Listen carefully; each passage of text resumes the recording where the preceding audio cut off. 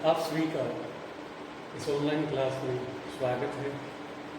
जैसा कि हम पहले इससे पूर्व की वीडियो में देख चुके हैं, महाराकुंभा के अपने पड़ोसी जो सिरों के साथ बूंदी और बारवाड़ के जो शासक थे, रणमल के बाद में राजोदा, उनके साथ जो संबंध थे प्रारंभिक, उनके बारे में चर्चा कर चुके हैं। अब हम देखेंगे इस वीडियो में कि मेवाड़ के मालवा के साथ कैसे संबंध थे। इनके साथ एक लंबा संघर्ष का दौर बीता था किनका, महाराकुंभा का, उनके बारे में हम चर्चा कर लेते हैं। इससे पहले हम देख लेते हैं कि जब महाराकुंभा शासक बने यहाँ के मेवाड़ के, तब मालवा के शासक थे कौन, होशंग शाह। होशंग शाह का शासनकाल था 1435 ईस्वी तक, 1435 ईस्वी तक। होशंग शाह का शासनकाल था 1435 ईस्वी तक। 1435 ईस्वी में इनका देहांत हो गया। अब उसके बाद में यहाँ पर उनकी मृत्यु के बाद में अराजकता की स्थिति पैदा हुई और उसका फायदा उठा करके इनके सलाहकार थे, मंत्री थे कौन, महमूद खलजी। महमूद खलजी ने क्या किया, मालवा की गद्दी पर अधिकार कर लिया। इन्होंने महमूद खलजी ने। अब महमूद खलजी मालवा का शासक बना। वह भी एक साम्राज्यवादी प्रवृत्ति का व्यक्ति था। महाराकुंभा का उद्देश्य था कि उनके खोए हुए दक्षिण पूर्वी इलाके उनके ऊपर उनका पुनः अधिकार हो। तो इस प्रकार से उनके बीच संघर्ष के जो कारण थे उनके ऊपर हम एक संक्षिप्त चर्चा कर लेते हैं यहाँ पर। उनमें जो प्रथम कारण था वो यही था कि साम्राज्य विस्तार की भावना थी। साम्राज्य विस्तार की भावना, यानी अब ये मेवाड़ का इलाका था, ये मालवा का इलाका था और इनके बीच में ये जो इलाका है ये प्रकार से बफर स्टेट था। यहाँ से डूंगरपुर से शुरू होकर के फिर ये जो इलाका, उसके बाद में बदनूर, मांडलगढ़, बिजोलिया का इलाका, फिर ये इधर आकर के अहिरवाड़ का इलाका, फिर ये अजमेर वाला इलाका, ये एक प्रकार से बफर क्षेत्र था जो कभी तो मेवाड़ के साथ हो जाता और कभी मालवा के साथ हो जाता। तो ये आपस में साम्राज्य विस्तार की भावना से प्रेरित हुए थे। दूसरा जो कारण था वो ये था कि आपको पता है कि होशंग शाह की मृत्यु के बाद में महमूद खलजी मालवा का शासक बन गया और होशंग शाह का जो पुत्र था उमर खां, उसने अपना राज्य पुनः प्राप्त करने के लिए पहले तो वह गया गुजरात के शासक अहमद शाह के पास, परंतु अहमद शाह ने कोई मदद नहीं की। तब वह महाराकुंभा के पास आए। महाराकुंभा ने उनकी मदद की और उनकी मदद की सहायता से उमर खां ने सारंगपुर पर अधिकार कर लिया। सारंगपुर पर अधिकार कर लिया। किसने? उमर खां ने। तो सारंगपुर पर उनका अधिकार होने से क्या हुआ, तो मालवा का शासक था कौन, महमूद खलजी, वह कुंभा से नाराज हो गया। यदि जैसे ही सारंगपुर से कुंभा की सेना लौटी, वैसे ही क्या किया, मालवा के शासक महमूद खलजी ने सेना भेज करके सारंगपुर का इलाका पुनः मालवा में मिला लिया और उसमें उमर खां मारा भी गया। परंतु इस प्रकरण से महमूद खलजी था वह कुंभा से नाराज हो गया। तो इसमें क्या आ जाएगा दूसरा कारण, उमर खां, कुंभा द्वारा उमर खां का सहयोग, कुंभा द्वारा उमर खां का सहयोग। और तीसरा जो कारक था वो आ जाएगा महमूद खलजी द्वारा या मालवा में मेवाड़ के विद्रोही युओं द्वारा शरण लिया जाना। मालवा द्वारा शरण देना, मालवा द्वारा शरण देना। मेवाड़ के जितने भी विद्रोही असंतुष्ट लोग थे वो भाग करके कहाँ चले जाते थे, मालवा चले जाते थे। जैसा हमने देखा कि मोकुल के समय में चुंडा चले गए थे, उसके बाद में कुंभा के समय में अक्का और ये महपा कुंवर चले गए। इसके साथ साथ कुंभा का खुद का भाई खेमकरण भी मालवा के दरबार में चला गया। तो यूँ कहें कि मेवाड़ और मालवा आपस में एक दूसरे के विद्रोहियों के क्या बने हुए थे, शरणस्थल बने हुए थे। इस वजह से ये दोनों आपस में क्या थे, रुष्ट थे। तो इस प्रकार से ये जो बातें थी, इसके अलावा एक घटना और है जो कि कुंभलगढ़ प्रशस्ति में उनका संकेत मिलता है। कीर्तिस्तंभ का निर्माण भी उसी के साथ जोड़ा जाता है। वो ये थी सारंगपुर का युद्ध।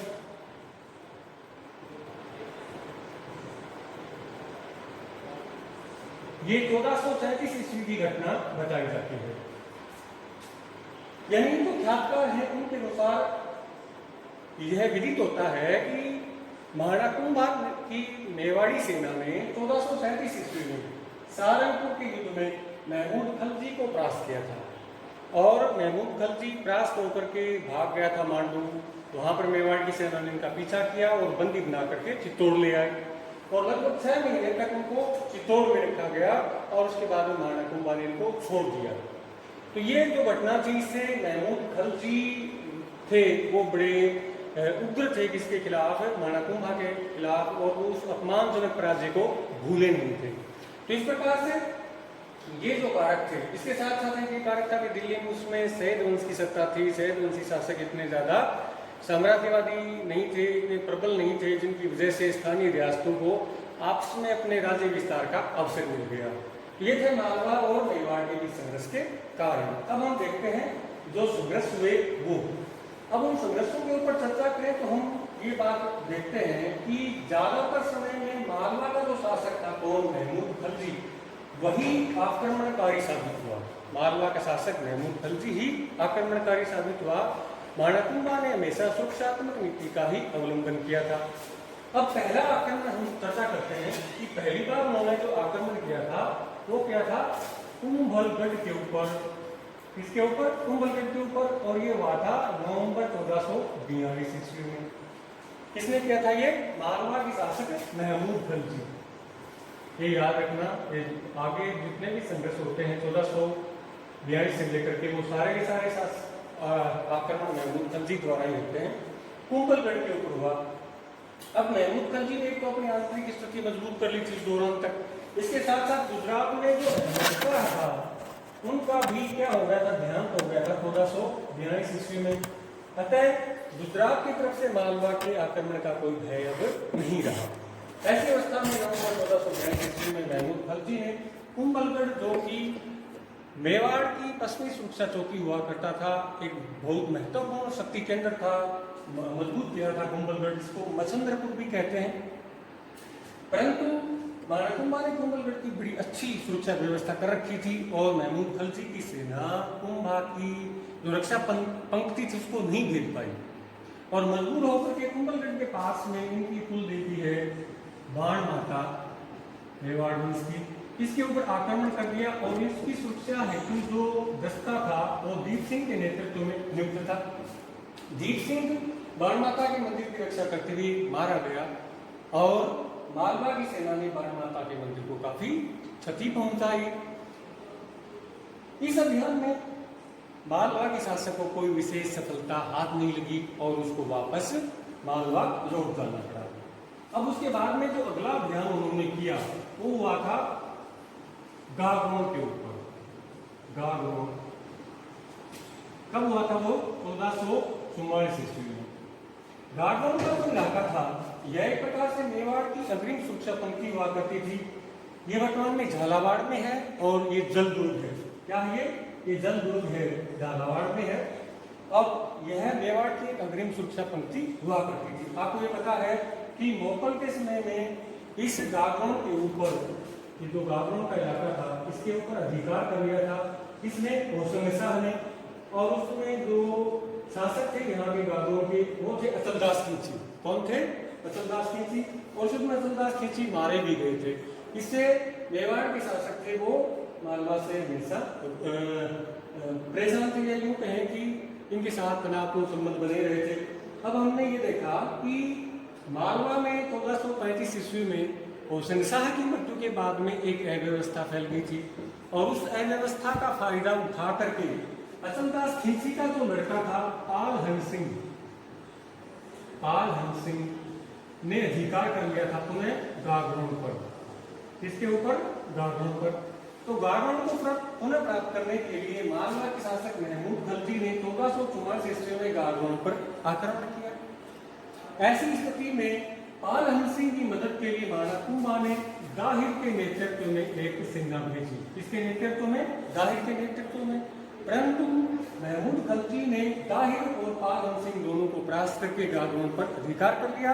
दाहिर और पाल हंस सिंह दोनों इस युद्ध में मारे गए। इस प्रकार से गागरोन का जो दुर्ग था, इलाका था, वह 1444 ईस्वी में महमूद खलजी के नियंत्रण में चला गया यह महाराणा कुंभा के लिए बहुत बड़ी क्षति थी। अब गागुन अभियान के बाद में ये वापस नहीं गए और महमूद खलजी मालवा नहीं लौटे, बल्कि ये जो मांडलगढ़ का इलाका था, मांडलगढ़, इस इलाके पर अधिकार करने के लिए आगे चढ़ाए और मालवा की सेना यहाँ पर आई। परंतु यहाँ पर मेवाड़ की सेना की जबरदस्त सतर्कता थी, जबरदस्त सुरक्षा पंक्ति थी और उसको भेजने में नाकामयाब हुआ कौन? महमूद खलजी। और इस प्रकार से मांडलगढ़ का जो इलाका था वह मेवाड़ के नियंत्रण में बना रहा। तो दूसरे ध्यान में हमने देखा कि गागड़ को तो जीत लिया महमूद खलजी ने, लेकिन मांडलगढ़ को नहीं जीत पाए। अब देखते हैं तीसरा जो जय महमूद खलजी का हुआ वो मांडलगढ़ के ऊपर हुआ। मांडलगढ़ ये कब हुआ? 1448 ईस्वी में। एक बार तो मांडलगढ़ के ऊपर कब हो गया था? 1444 में, और दूसरा है ये 1448 में। 4 बार आक्रमण होते हैं मांडलगढ़ के ऊपर महमूद खलजी के। तो दूसरे आक्रमण में भी मांडलगढ़ में कोई सफलता नहीं मिली थी महमूद खलजी को।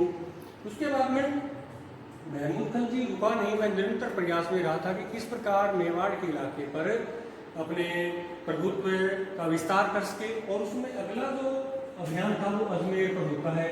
ये जो अजमेर यानी राजस्थान का हृदय स्थल था उसमें, और इसके ऊपर नियंत्रण करके संपूर्ण राजपुताने को नियंत्रित किया जा सकता था। यह दिल्ली सल्तनत की स्थापना के समय से लंबे समय तक दिल्ली के सरदारों के नियंत्रण में रहा, दिल्ली के जो सुल्तान के नियंत्रण में रहा। परंतु फिरोज शाह तुगलक के बाद में ये जो इलाका था संपूर्ण ये स्वतंत्र हो गया था। और उसी दौरान क्या हुआ कि जो मेवाड़ के जो शासक थे उनमें से मेवाड़ की तरफ से रणमल ने इसके ऊपर अधिकार कर लिया था। किसने? अजमेर पर रणमल ने मेवाड़ की तरफ से मेवाड़ के नियंत्रण में आ गया था।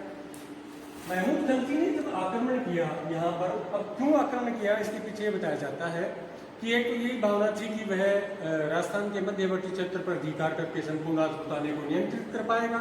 और दूसरी ये बात बताई जाती है कि यहाँ पर जो मुस्लिम परिवार थे उन्होंने महमूद खलजी से याचना की थी, प्रार्थना की थी कि वे उनको राजपूती नियंत्रण से मुक्ति दिलवाएं। इस पर महमूद खलजी की सेना ने अजमेर पर आक्रमण किया। और यहाँ पर जो मेवाड़ की तरफ से प्रशासक था उसका नाम था गजाधर सिंह।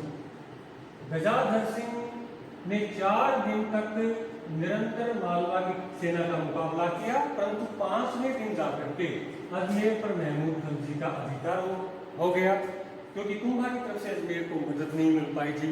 अब महमूद खलजी का अधिकार लंबे समय तक नहीं रह पाया, बल्कि जैसे ही ये सेना लौटी यानी वैसे ही अजमेर पर पुनः महाराणा कुंभा ने अधिकार कर लिया। यदि उनको प्रारंभिक सफलता मिली, इससे मुस्लिम जगत में उनकी प्रतिष्ठा बढ़ी क्योंकि महमूद खलजी की। अब उसके बाद में हम देखते हैं जो चौथा जो अभियान होता है महमूद खलजी का वो होता है मांडलगढ़ के ऊपर। मांडलगढ़ के ऊपर कुल मिलाकर ही है तीसरा आक्रमण था जो 1456 ईस्वी में हुआ था। 1456 ईस्वी में जब मालवा की सेना ने मांडलगढ़ वाले इलाके पर आक्रमण किया तब महाराणा कुंभा स्वयं यहीं मौजूद थे और उनके प्रयासों की वजह से, सतर्कता की वजह से महमूद खलजी को वापस लौट जाना पड़ा। कहाँ से? मांडलगढ़ से। परंतु उसी दौरान 1456 ईस्वी के अंतिम समय में एक और जोधा की तरफ से समस्याएं आ रही थी, यानी मारवाड़ की तरफ से एक और ये गुजरात के जो शासक थे कुतुबुद्दीन अहमद शाह की तरफ से समस्याएं आ रही थी। ऐसी स्थिति का फायदा उठाने के लिए मालवा के शासक महमूद खलजी ने एक बार पुनः 1456 ईस्वी के अंतिम दिनों में मांडलगढ़ के ऊपर आक्रमण कर दिया। इस समय महाराणा कुंभा मांडलगढ़ की कोई खास मदद नहीं कर पाया और अक्टूबर 1457 में जाकर के मांडलगढ़ वाले इलाके के ऊपर अधिकार कर लिया। किसने?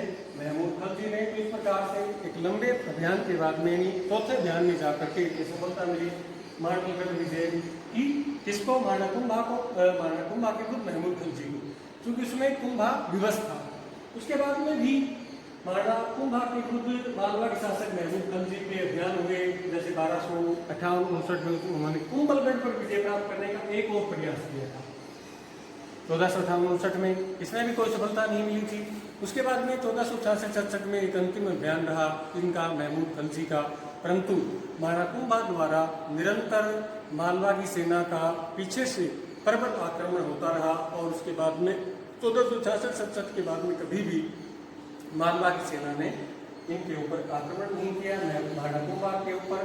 तो ये जो हमने पूरा विवरण पढ़ा, उसमें एक बात क्लियर हुई कि हमेशा आक्रमणकारी कौन रहा? मालवा। सुरक्षात्मक नीति का पालन किसने किया? कुंभा ने किया। इस पर इतिहासकारों ने इनकी आलोचना भी की है कि कुंभा को आगे बढ़कर आक्रमण करना चाहिए था, इसके ऊपर मालवा पर। हो सकता है मालवा परास्त हो जाता और आगे आक्रमण करने की हिम्मत नहीं जुटा पाता, लेकिन जो भी हो, कुंभा ने सुरक्षात्मक नीति का अवलंबन किया और उस नीति का पालन करते हुए अपने राज्य की सुरक्षा करने में कामयाब हुई है कि कुछ इलाके जैसे गागन का इलाका है, मालदीव का इलाका, वो मालवा के नियंत्रण में चला गया था। अगले वीडियो में हम देखते हैं महाराणा कुंभा की गुजरात के साथ संबंध, खास करके नागौर की पृष्ठभूमि में हम देखेंगे अगले वीडियो में।